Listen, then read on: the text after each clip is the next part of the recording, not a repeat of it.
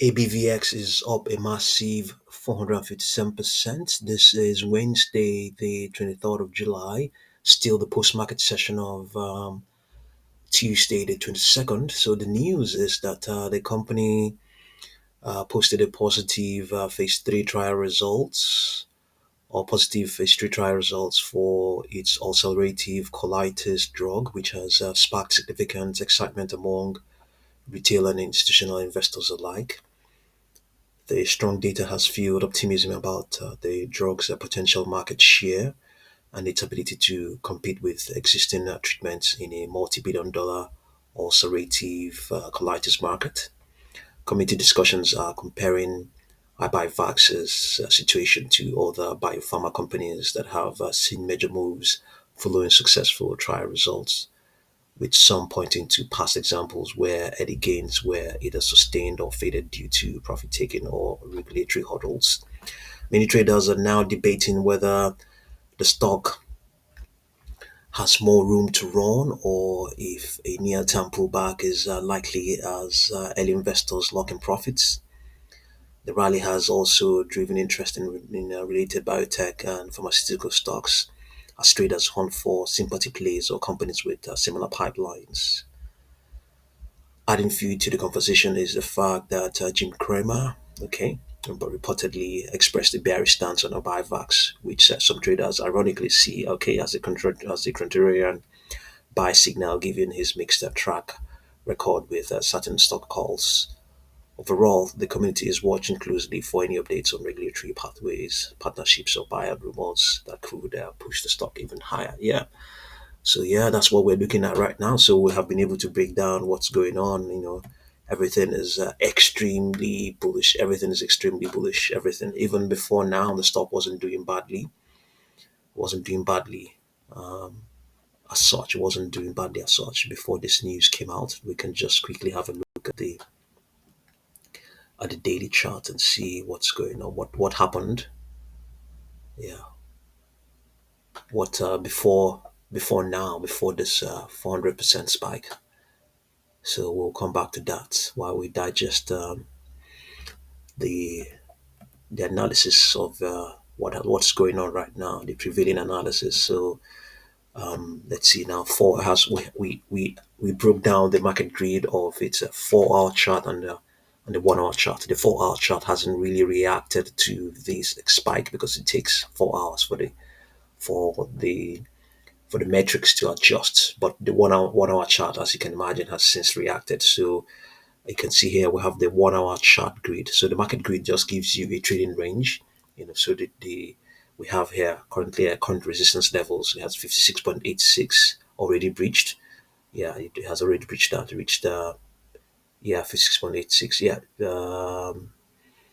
it breached at some point, but it hasn't breached at some point, but hasn't held it. That's not holding it at the moment.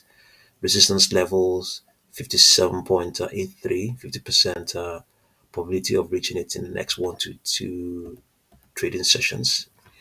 58.80 and 59.66, 5.5 to 10%, 5 to 10% probability. So yeah, and then support levels will be 55.14, 54.17, 60 to 70% probability of testing any pullback.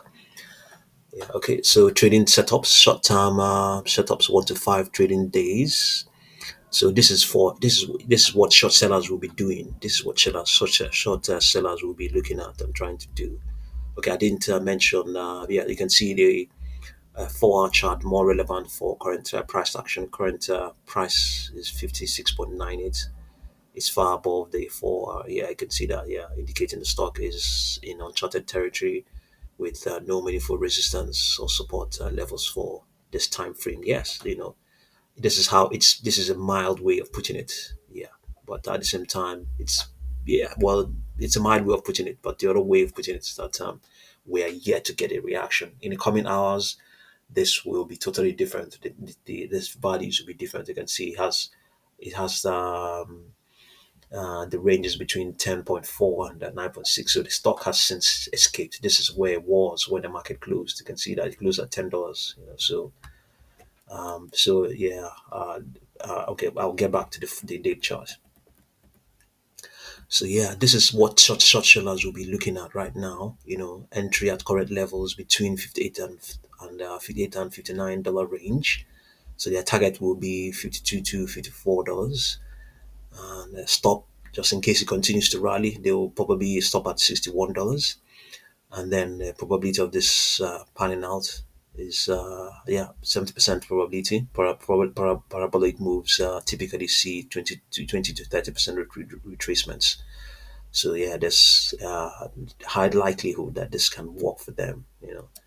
So, but long-term setup. This is if you're not seeking to short the stock. So if it pulls back to the 40 to $45 range, and then you have a target. If it pulls back to 40 to $45 range, so you enter from around 40 to 45 area with volume confirmation, and then target will be 55 to 60 retest. You stop at $38 if it doesn't work. So not very high, not as high as a short move. Depends on sustained institutional interest and no negative regulatory news. So key risks: FDA approval timeline unclear. 470% single day gains invite selling. Yes, no meaningful support until $40 levels. Yeah. Extreme price pressure momentum readings suggest unsustainable pace. Recommendation: given the extreme technical readings and parabolic nature of the move, I favor the short-term bearish setup for mean reversion trading while keeping the long-term bullish thesis intact, depending pending fundamental development and technical normalization. Yeah, so makes sense. That's quite logical. So yeah, the stock is showing. If you like, well, I'm not going. I can't really say if this is well. This is even before now. I think it's the underlying trend was no longer really bearish, so it was actually neutral to bullish, if you like. So yeah, but before now, the point I was trying to make, it was actually doing well. So it was actually doing well. Yeah. So those projections, I don't think they were actually on this chart. I don't think those sort of projections were Fibonacci projections. I don't think we ever had them on this chart. I really doubt. Yeah, 10 point. I don't think we had them on this chart. So, but in any case, this is what's going on. This is not very much relevant. There isn't any. There are no extrapolations here, or anything like that. No extrapolations here. So let's get back to the 4-hour chart, which is where the action is, which is a chart that has reacted to this move. Let's see.